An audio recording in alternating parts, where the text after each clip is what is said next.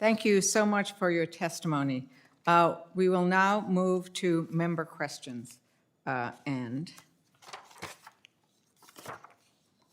I will begin by recognizing myself for 5 minutes. And we have so much work that we've done today, I'm having to scroll through.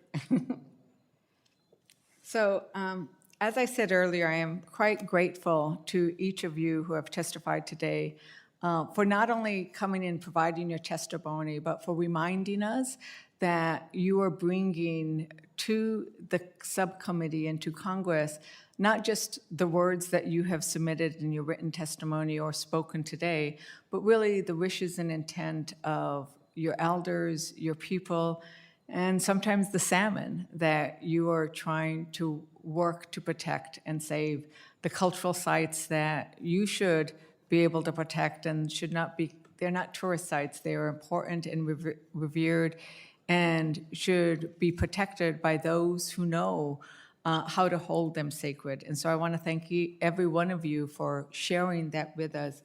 You know, we've heard so resoundingly clear the connection that you have to these places that when we're talking about certain land into trust or even law enforcement, right? The Law Enforcement Parity Act is about preserving the safety of the people that you represent and have come here to discuss.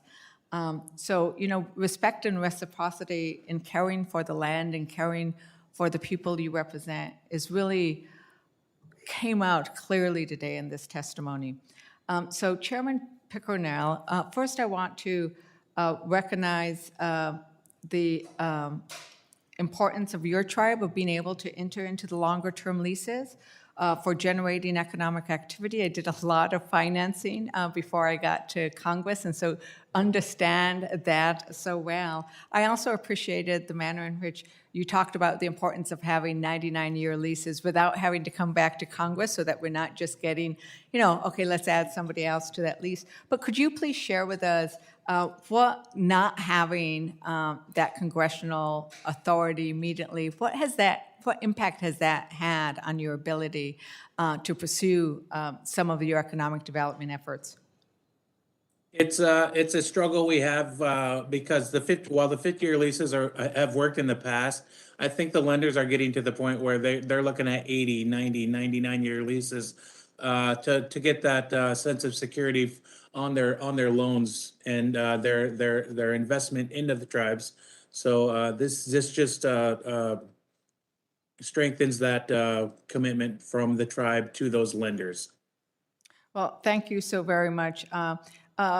Chairwoman Charles, you described, I think, real eloquently the fact that this is the last step, am I correct, and what you need in terms of the dam removal to get to where you need to do. So what would, like when you think about this last step, it doesn't work without this last step. Is that correct? Tell us like what it means to actually finally accomplish what you began many years ago. As I stated in my testimony a little bit earlier as well, I mean, there's really no words that could describe the journey that we have taken on this. It's what I always say is it's something that I inherited from my ancestors as well as from the previous council members. But in the last step itself with the land acquisition, it tells the tale. It's in between our sacred lands. We have a lot of stories that our elders had talked about that is no longer a myth, it's the reality of it.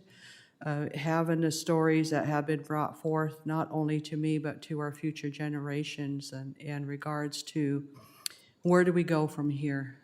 It's something that we have lived and we have breathed every day of our lives to have this take place for us, to finish with the land acquisition itself. It's something that we've been waiting for generations, for years. Well, thank you so very much for traveling these distances, for waiting, and for pushing to finalize what you've been working on. Chairman James, would you share a little bit, and we're almost out of time, sort of the intent of the changes that you made to the legislation and where you believe we are at in terms of coming to agreement on it. Yeah, I'll try to be real quick. The changes that we made is we removed our governing documents that includes our ancestral territory outside of our reservation boundary. So after further discussion, we removed that out of there. We also removed a co-management language out of there too. And again, the intent was for UROC, but after discussions, we removed those out. And all we're doing now is revise, extending our reservation boundary on the east side of our reservation with the land that we own already and manage, partnering with the Forest Service.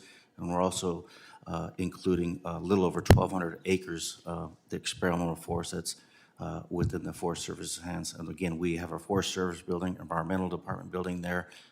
We manage it and operate it already. And with the byways, which is a road that connects our upper and lower part of the reservation that's owned by Humboldt County, who we work and partner with and go after grants for it and contributed millions of dollars there, working with our partners there. But yeah.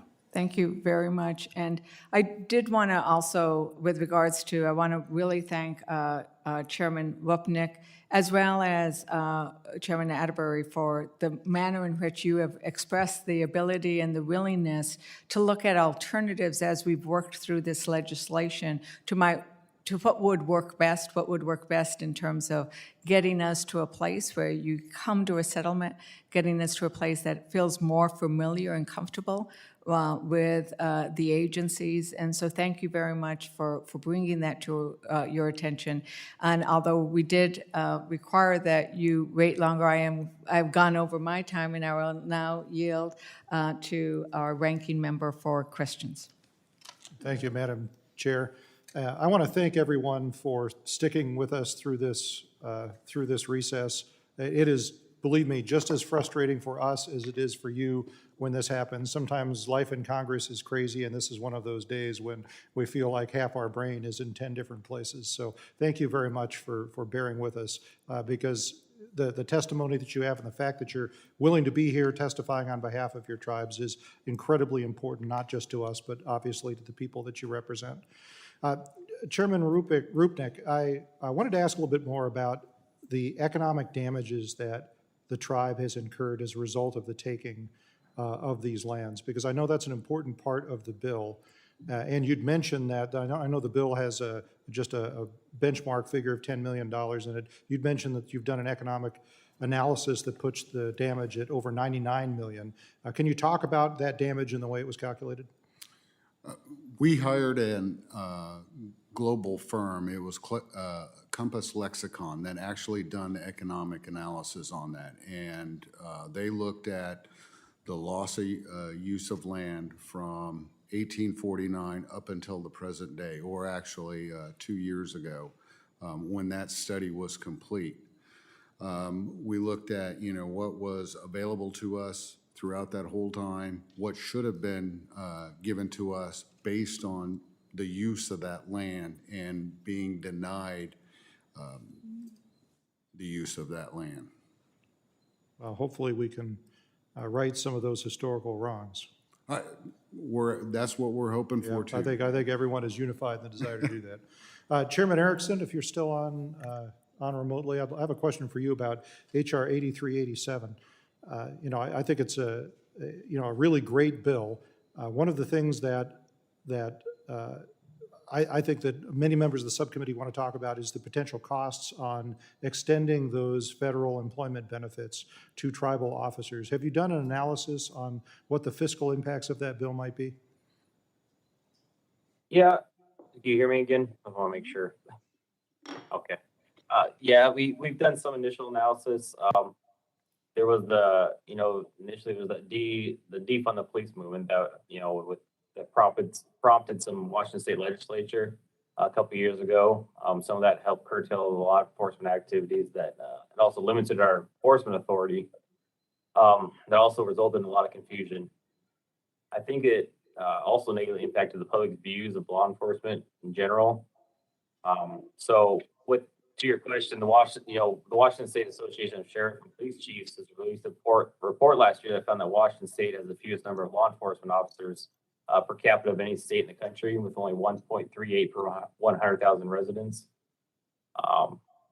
So, I mean, some of the initial analysis we got that there wouldn't be significant impacts to this because of the number of tribal police officers. I'm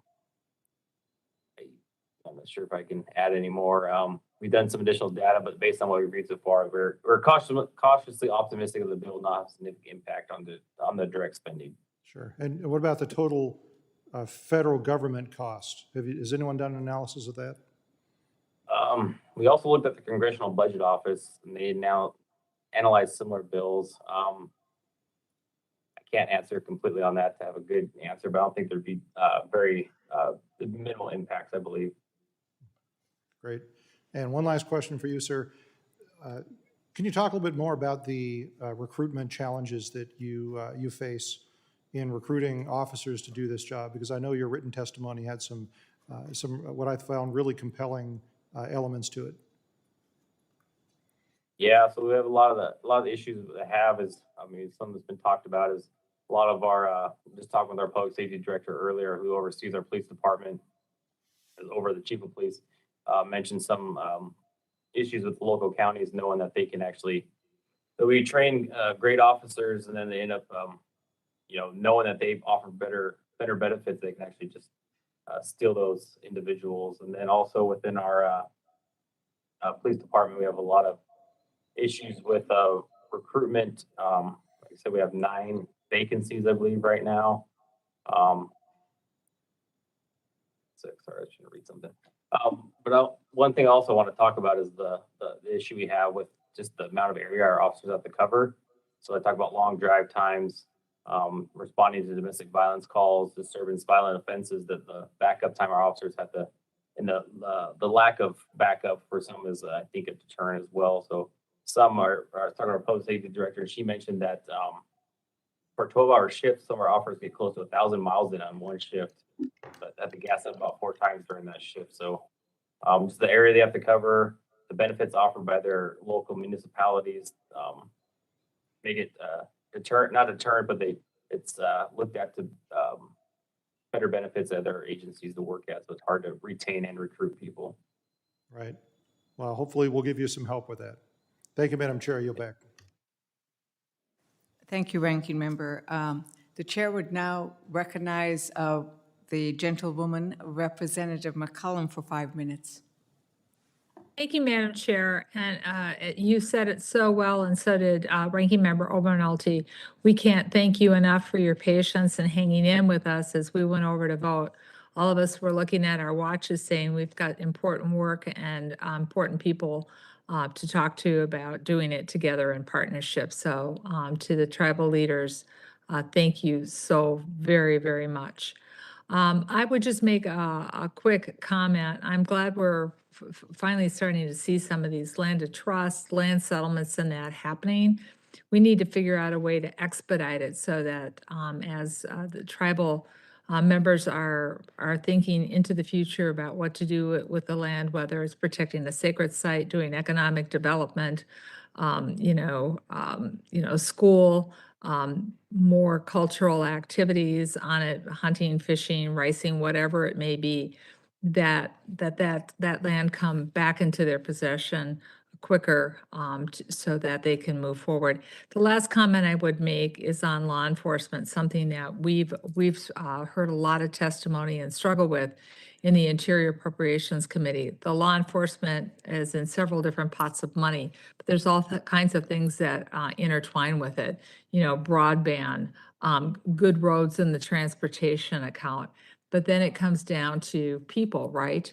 And the challenges that law enforcement has in a community if they return back home and there's just a few officers, you're dealing with, friends, relatives, people you went to high school with on a daily basis. And you're the one with the squad car when you're off duty. If something goes awry, whether it's a first aid emergency, you hear about a potential suicide, just domestic violence, anything.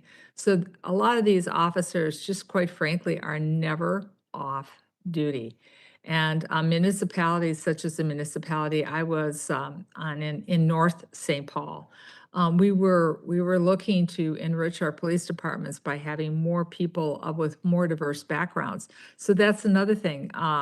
These officers, not only, the respite that they don't get, the lack of funds and pension and healthcare that they're not receiving, that they could get. And then you add to that they are literally recruited because there are municipalities that are looking for diversity. So these are really important bills that we listened to and heard about today, Madam Chair. Thank you so much for holding the hearing. And with that, I yield back my time. Thank you so much for your comments. The chair will now recognize the gentleman from Illinois, Representative Chuy Garcia. Thank you, Madam Chair. I would like to address my questions to Chairman Rupnik. I want to ask you the same question I asked Mr. Garriott earlier today.